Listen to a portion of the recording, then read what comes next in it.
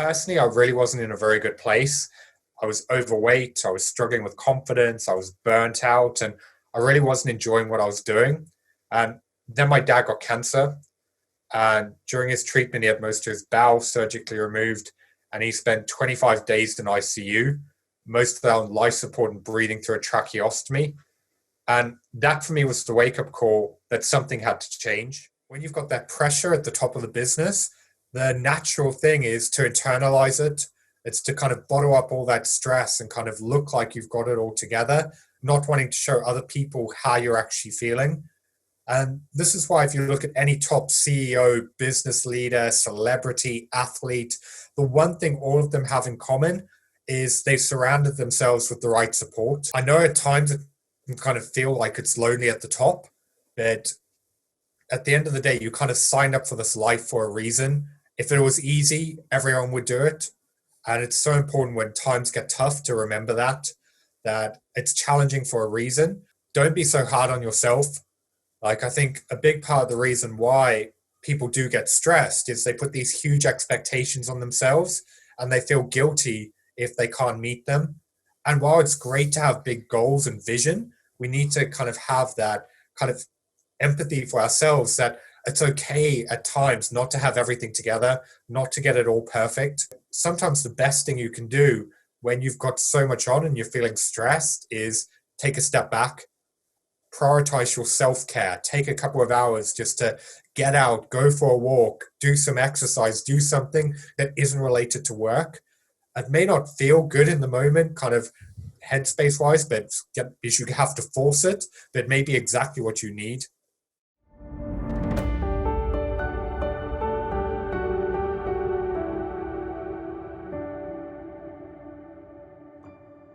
Welcome to Denmark Real. My name is Amar. With me today is Byron Morrison. Byron, you work with mindset and performance. You're also a strategist. You help people and CEOs and leaders, especially, getting through overwhelming and feeling stressed. You are also an author of a best-selling book. Can you tell me more about what you do? Yeah, sure. So essentially, like you said, I'm a mindset and peak performance strategist. And what I do is work with CEOs and business leaders to handle what I call the shadow side of success. And when I talk about the shadow side of success, I mean the side of success that we very rarely think about, the kind of the stress and pressure and overwhelm that comes with running and growing a business. So essentially, I help CEOs and business leaders go from stressed and overwhelmed to feeling confident and in control. So actually, that could be me sitting here trying to really work this out. Yes. Can you tell me about the shadow side of success? Why is there a side of success? And what do you mean by Yeah, that? sure. Well, if you think about it, when we kind of look at success and kind of people who run a business or who are highly successful, we kind of get this image of someone who has it all figured out, someone who's got a life of money and power and freedom. And we put them on this pedestal that they've got everything together. Yet, whenever you shine a light on something, it has a shadow as well. And what's so often overlooked is, in order to create that success, their days are essentially putting out fires, solving other people's problems, and dealing with a never ending list of demands. And they often have so many things on their plate where they have all of these pressures that they have to deal with. And that's a huge amount to put on anyone. And I find one of the big problems is because they are viewed in a light that they have everything together, CEOs and business leaders will kind of bottle it up. They'll put on this facade to the outside world that doesn't really match their internal state, because they don't want people to see that they're on a coaster ride of emotions, that they are having difficulty sleeping, that they don't know how to handle all of these fires. So that's very much what I've tried to shine a light on, to get people to realize that it's not all this amazing kind of life of everything being perfect, and there's a lot of challenges that come with it. Yeah, yeah. I think a lot of CEOs are struggling, especially to make it look good, like you said, to make themselves look good in front of their family, friends, workers, and that must be a lot of pressure. I know it myself in this area also. But How can that CEO or the people around them spot these signs? The big kind of ones are looking at how they start reacting to different situations. Like if you're kind of waking up on a Monday morning with a feeling dreading your week and already thinking, I don't know how I'm going to handle all of this, that's a very big warning sign that something's wrong. Other kind of warning signs are having difficulty making decisions, kind of procrastinating and putting things off, regularly losing your emotions. So, say you have faced with a difficult situation, you get emotional over it. That's again a big sign that something's wrong. And then, kind of on a kind of body level, difficulty sleeping, not having as much energy, not being present in the moment or focused. So, it's when you're not showing up at your best, that for me is kind of a red flag that something's going on that needs your attention. Yeah, I think it's important. It's important to look at the signs and what we should what we should be looking out for. Um, yeah. Can you tell me more about your book? Why did you write it? Yeah, sure. Kind of to put that into context for you, I've kind of got to go back a few years. Kind of growing up, I was kind of always someone who wanted to make an impact. Like I wanted to help other people and change the world, but never really knew what that could look like. So, like a lot of other people, I went to university, got a degree, and got a job. And I kind of found myself eventually in a good career, earning decent money, on track to a life that other people would deem a success. But personally, I really wasn't in a very good place. I was overweight, I was struggling with confidence, I was burnt out, and I really wasn't enjoying what I was doing. And then my dad got cancer, and during his treatment, he had most of his bowel surgically removed, and he spent 25 days in ICU, most of that on life support and breathing through a tracheostomy. And that for me was the wake up call that something had to change. So I set out on this journey to turn my own life around. And along the way, I learned everything I could about mindset, health, high performance, changing behaviors. And eventually, what I learned, I uncovered that his success was such a big contributor to him getting sick. Because at the time, he was working 14-hour days, he was barely sleeping, he was massively stressed and overwhelmed. And that was when I first started to realize that he looked like he had it all together, but something else was going on. So that was kind of what kickstarted this mission to help other business leaders handle what I'd come to call the shadow side of success. And I eventually took everything that I learned, and that went to be the foundation of my best-selling book, Become a Better You, wanting to help people change the way that they eat, think, move, and live so they can live a healthier, happier life. Yeah, Yeah, yeah. yeah. How should I start if I'm a CEO and wanted to help myself? Where should I go? Where should I start? For me, the first step in any journey is really looking at what you're currently doing. I find for this is something that we all fall into this trap where we're kind of so focused on what's going on around us. We don't really take the time to look at what we're doing on a day to day basis. So, really sit down and audit every area of your life from how are you showing up in your business to how are you feeling about yourself, how are you reacting to different situations, what about your relationships, your family, your health. If you do a complete holistic view of all of these different areas of your life, you can then start to look at where something might be falling short, where you might not be showing up as who you need to be. And you can start figuring out, okay, this needs your focus and attention going forward, because you might not even realize that something could be going on in your marriage or something could be going on with your kids or your health that's directly impacting how you're showing up in your business. And that's why I believe we really need to take that step back and look at, okay, this is where I am, and then compare it to where do you want to get to? Because when you have that clarity on the two different perspectives, you can start putting together a plan, knowing, okay, this is what I need to do to close the gap. Yeah, okay. Okay, so try to really observe what is going on in your life and look at that and see if there is something there that are missing or not working out. Yeah, it could even be a case of you looking at, okay, this is what's going on in your business right now. and then kind of looking at your performance and being like, okay, how actually am I making decisions? How am I feeling about my work on a daily basis? Am I taking consistent action, or am I losing a lot of time feeling overwhelmed or putting things off? And just have that honest conversation with yourself, because often we'll try and hide or cover up what's actually going on because we don't want to face it, because facing it is uncomfortable, or it's admitting that something might not be going as well as it should. Whereas we might have this mental perception that there's something wrong with that, whereas actually that's a strength. It's having that awareness that we need to focus on this going forward, that's going to kind of push us towards where we want to be. Yeah. Yeah. Yeah. Okay. Yeah. Okay. I can I can see that. So, So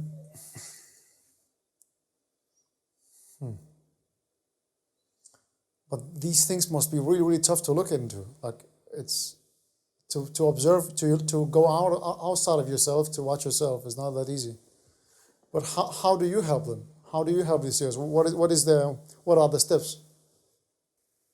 You kind of hit the nail on the head. Like, it's really difficult to do it on your own, especially when you kind of have a tunnel vision of what's happening, which is why it's so important to have outside perspective.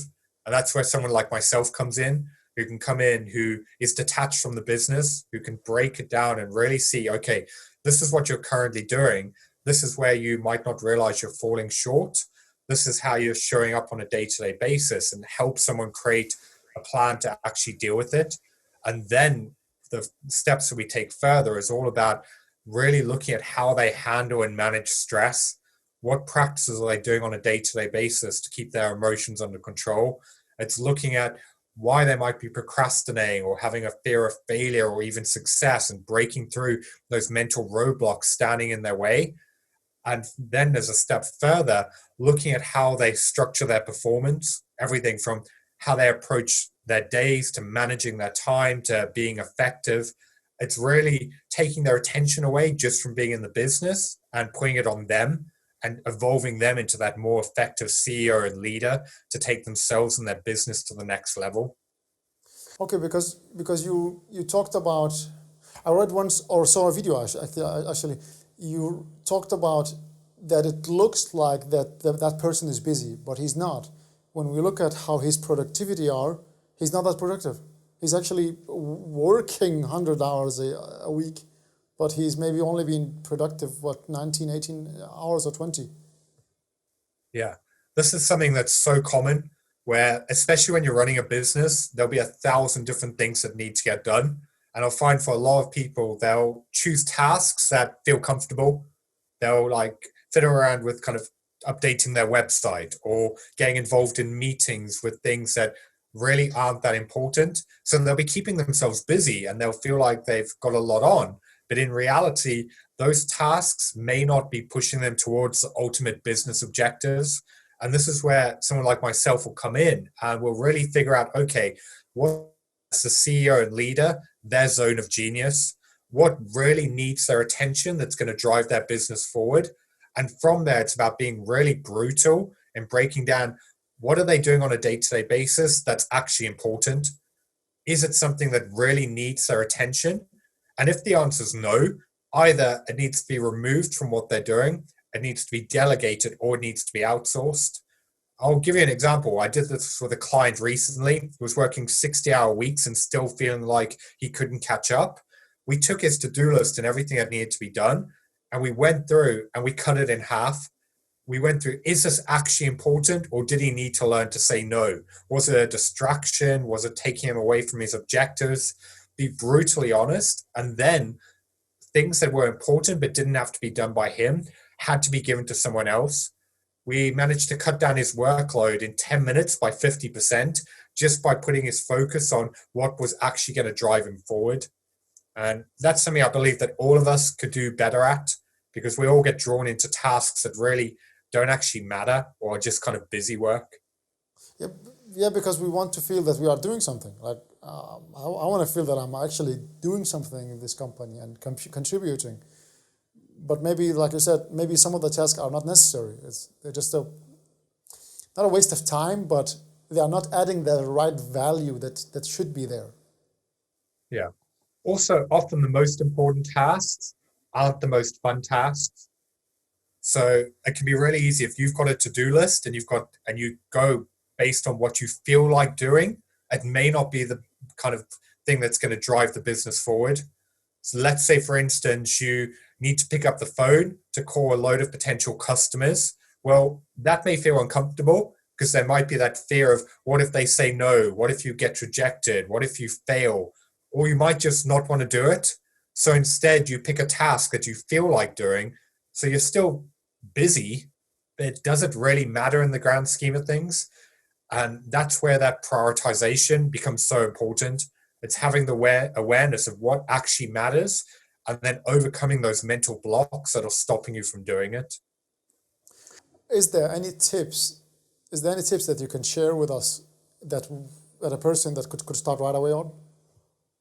Yeah, I'd say the biggest one is take that kind of to-do list of everything that you know you need to get done this week.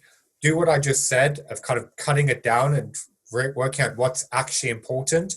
And from there, this sounds really obvious, but list it in order of priority, thinking ahead of, okay, what is the big kind of business objective right now? And then what are going to have the biggest impact on helping you achieve it, and do that first. So don't approach your kind of days of what you feel like doing. Schedule in first the biggest and important things that are actually going to help you build momentum. Okay, okay, yeah, that that could be something good to look into. Your 90 days evolved program. How can people join into that? Yeah, so essentially that's my kind of 91 mindset and peak performance strategy program where it's kind of working with me on a one-to-one basis where, like I said at the start, I take CEOs and business leaders from feeling stressed and overwhelmed to confident, focused, and in control. And it's a completely tailored one-to-one approach where we finding firstly get them clear on who it is they need to become so they can evolve into a stronger, better decision making leader. We then get them to master their emotions. So instead of being on a roller coaster ride of ups and downs, they can feel calm, grounded, and in control. We break through the mental roadblocks that are sabotaging their success, like the procrastination, overthinking, self doubt, and fear. And then finally, we open up new thought pathways that allow them to tap into their full potential. So, kind of joining that is by application only. So, it's something that people who are interested in contact me. We jump on an initial conversation. We figure out what's going wrong, what they need, put together a plan. And then from there, if it's the right fit, it's something that we talk about how we can turn that into a reality. So, if anyone listening, that's something that they're interested in, either reach out to me on LinkedIn or via my website at byronmorrison.com. Yeah, I will definitely put the links in the episode. So that's really good. I think a lot of people could make use of that because no CEOs or any people and every person should feel that overwhelmed, and maybe it could lead to a lot of destructive habits, right? Yeah, completely agree. It's one of those things like kind of what we spoke about at the start of this, where when you've got that pressure at the top of the business, the natural thing is to internalize it. It's to kind of bottle up all that stress and kind of look like you've got it all together, not wanting to show other people how you're actually feeling. And this is why, if you look at any top CEO, business leader, celebrity, athlete, the one thing all of them have in common is they've surrounded themselves with the right support. And this is why I'm such a big advocate for every single one of us finding people that we can actually talk to about what's going on, having a sounding board, a safe, judgment free zone. And this is also why it's so important to have someone who's disconnected from your business, whether that's someone like myself, finding a therapist, or whatever it is, someone who can help you kind of unload and get that weight off your chest. Because holding it in long term is why a lot of people burn out. It's why they start resenting their business, or why they just don't create that life of freedom and happiness that they could. But that could also lead to sickness, right? In as a cancer and all sort of problems because you bottle it up, like you are holding it to yourself. That must be affecting your body really badly. Yeah. Well, that was what happened to my dad. And that was kind of what set me out on this mission in the first place. because when you're really stressed, your cortisol levels go up, your immune system doesn't work as well as it could.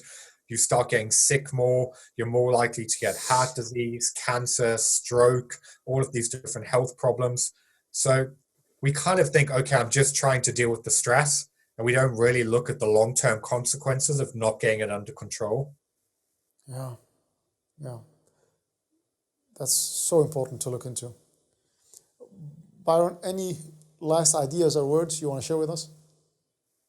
Yeah, I'd just say to anyone kind of listening of, I know at times it can kind of feel like it's lonely at the top, but at the end of the day, you kind of signed up for this life for a reason. If it was easy, everyone would do it. And it's so important when times get tough to remember that it's challenging for a reason, but really taking that time to take a step back and really audit what's going on. Why are you feeling this way? What challenges are you facing, and what do you need to do in order to get under control is such a powerful approach that I think most people don't look at. Most people are kind of so focused on keeping it together that they don't want to take that step back to look at what's actually going on. And that's why I really advise with every single client I work with is take a little bit of time every single day. Doesn't have to be long, but just take a kind of 5-10 minutes to really reflect on what's currently happening, what you can learn from it, and what you really need to do going forward. That's going to be such a big impact on your focus and you kind of figuring out what you need to be giving attention. Okay, yeah, yeah, but also look at these signs. Like your body is sending you a lot of signs, whether it's your health, or like you said, your sleep, or in your appetite, or you're getting more, maybe a lot of getting weight, or it could be a lot of things that we could look into. Yeah. Yeah. And also, as well, kind of just on a side note, also don't be so hard on yourself. Like, I think a big part of the reason why people do get stressed is they put these huge expectations on themselves and they feel guilty if they can't meet them. And while it's great to have big goals and vision, we need to kind of have that kind of empathy for ourselves that it's okay at times not to have everything together, not to get it all perfect. Because one of the biggest kind of triggers for that kind of stress and overwhelm is the high expectations that we've put in place. So it's really figuring out, okay, are they driving us forward, or maybe they might even be causing the problems?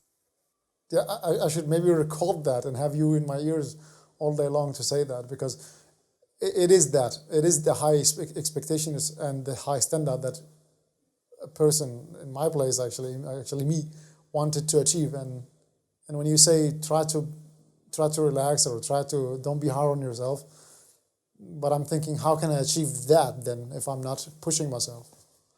Yeah. With that kind of in mind, one of the best things that someone can do is take a little bit of time off. Like, I'll give you a perfect example. I've got one client who feels like he should be doing more. It's constantly this pressure on himself. I need to do more hours. I need to be putting more into the business. So before we start working together, he would work 12-hour days. He would keep pushing himself. But when we really looked at that time, he really wasn't getting a lot done because he was unfocused, he was overwhelmed, he wasn't really making the best use of that time. So for him, it's been very strict of when he starts feeling that way, he has to take an afternoon off. And at first, when he started just taking that time for himself, he would feel really guilty because he'd feel like, I shouldn't be relaxing, I should be focusing on the business. But he's started to notice now that by taking that little bit of a break, he'll come in the next day and he's far more productive. The work he's doing is actually good.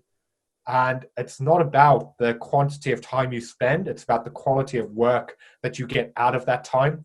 So sometimes the best thing you can do when you've got so much on and you're feeling stressed is take a step back, prioritize your self-care, take a couple of hours just to get out, go for a walk, do some exercise, do something that isn't related to work.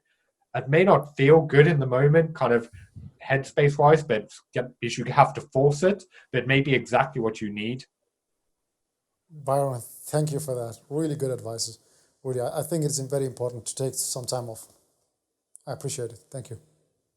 So thank you for joining me in this interview, and hopefully you can help a lot more people, and people will reach out to you. I appreciate the time and you having me on today.